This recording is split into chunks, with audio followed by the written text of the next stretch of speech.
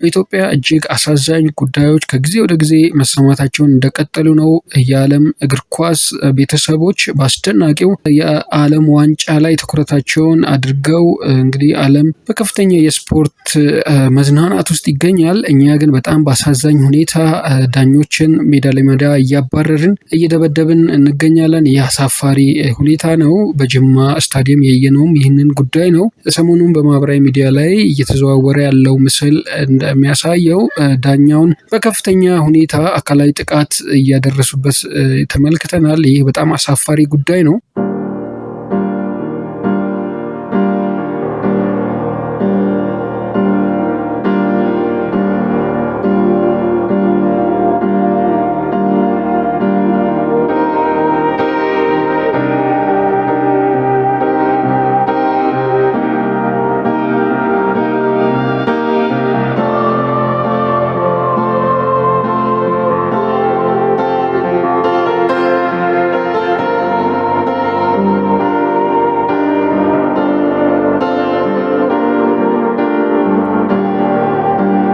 በኢትዮጵያ እግር ኳስ ውስጥ በዳኞች ላይ የሚደርስ ጥቃት የስፖርት መንፈሱን እየሸረሸረው ይገኛል። በጣም አሳዛኝ መረጃዎችን እየተመለከትን ነው። እግር ኳስ በዓለም ላይ ከሚወደዱ ስፖርቶች ውስጥ አንዱ ሲሆን በኢትዮጵያም በሚሊዮኖች የሚከታተሉት የመዝናኛና የአንድነት መድረክ ነው። ሆኖም በቅርብ ዓመታት በሜዳ ውስጥና ከሜዳ ውጭ የሚታዩ የኃይል ድርጊቶች የስፖርቱን ገጽታ እየጎዱት ይገኛሉ።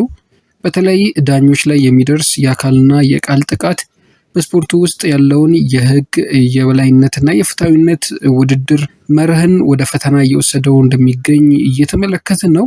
በተለያዩ ውድድሮች ከተመዘገቡ ክስተቶች በኋላ ዳኞች የጥቃት ሰለባ የሚሆኑበት ሁኔታ የተደጋገመ መሆኑ በስፖርት ማህበረሰቡ ውስጥ እንግዲህ ትልቅ ስጋት ፈጥሯል። ዳኛ የጨዋታው ዋናው መሰረት እንደሆነ ይታወቃል። በእግር ኳስ ጨዋታ ዳኛው ሕግን የሚያስከብር ገለልተኛ አካል ተደርጎ ነው የሚቆጠረው። የሚሰጣቸው ውሳኔዎች አንዳንድ ጊዜ አወዛጋቢ ሊሆኑ ቢችሉም የጨዋታው ሂደት ያለ ዳኛ ሊካሄድ አይችልም። የዳኛውን ውሳኔ በህጋዊ መንገድ መቃወም ይቻላል። ነገር ግን በአካል መደብደብ ወይም ማስፈራራት ከስፖርት እሴት ጋር የሚጋጭ ድርጊት እንደሆነ እንግዲህ ሁላችንም የምናውቀው ነው።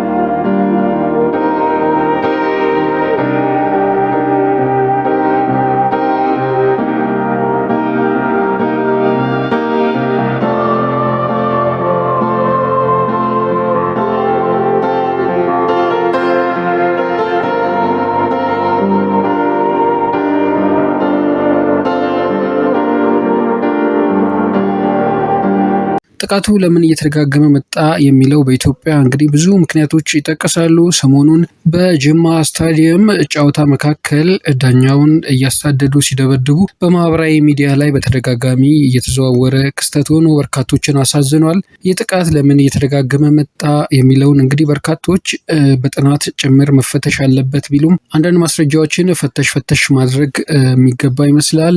የመጀመሪያው እንግዲህ የማሸነፍ ግፊት ሊሆን ይችላል። ክለቦች፣ ተጫዋቾችና ደጋፊዎች ውጤትን ከመጠን በላይ ሲያስቀድሙ የዳኛው ውሳኔ የስሜት እንግዲህ ትኩሳት ውስጥ ይከታቸዋል። ይህ አንዱ ምክንያት ሊሆን ይችላል። የህግ ተፈጻሚነት ድክመት ሌላኛው ምክንያት ነው።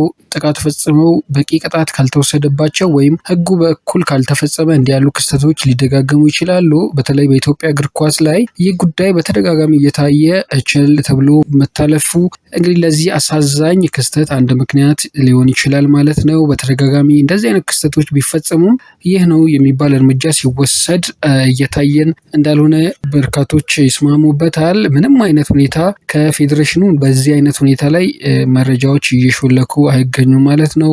ምን ቅጣት ተጣለባቸው የሚለው ምን እርምጃ እየተወሰደባቸው ነው የሚለውን እያወቅን አይደለም። የስፖርት ባህል ችግርም አንዱ ሌላው ምክንያት ሊሆን ይችላል። ሽንፈትን በጸጋ የመቀበል ባህል እንግዲህ የተዳከመ ነው ማለት ነው። የተለያዩ ጥፋቶች በዳኛው ላይ እንደዚህ ሲከሰቱ የምናየው ሌላው ምክንያት ሽንፈትን በጸጋ የመቀበል ባህል እንደሌለን የሚያሳይ ነው። ይህ እንግዲህ ስነ ልቦናችንን ጭምር መፈተሽ ያለበት ጉዳይ እንደሆነ ያሳያል።